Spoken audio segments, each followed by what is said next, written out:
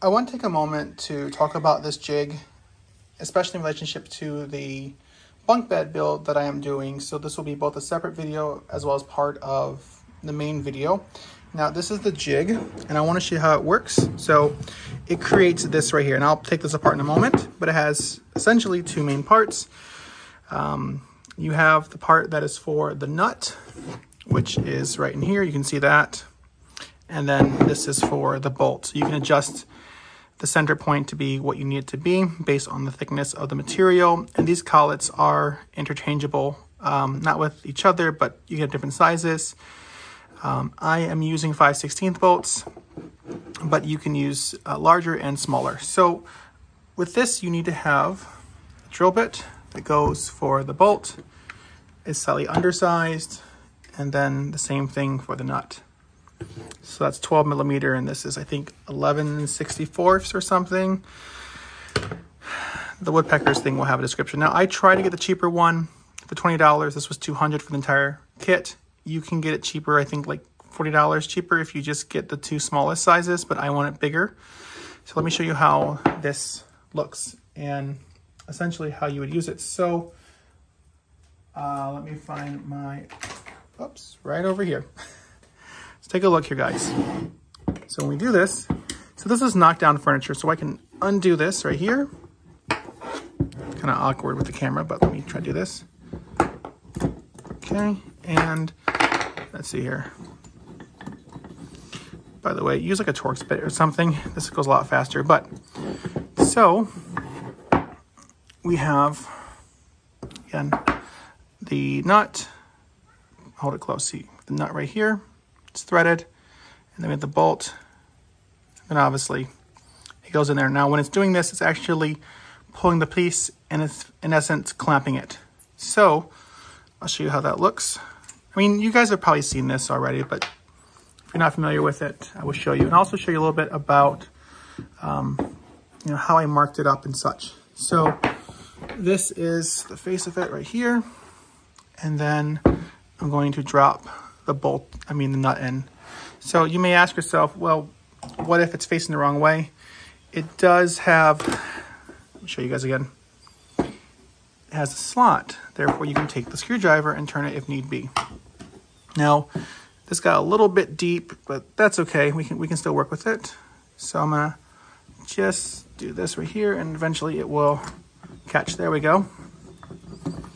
So let me just give this a quick little spin. Again, you can use a Torx bit, and I've used a Torx bit in the past for this, but okay, now it's tight. Now this can still move, unless you exert a lot of pressure, it can still move. Now it won't move easily, but it can move unless it's reinforced in some way. So to do that, I'm gonna use my domino machine, and you can use dowels, whatever you want, but that way there's a way to counterbalance or counteract it, wanting to shift. Now, take a look right here. I've made these annotations, and I'll explain what they are. So 23 refers to the setting on here. Now this is 48.5 by 48.5 millimeters. I have this set to, well, about 23.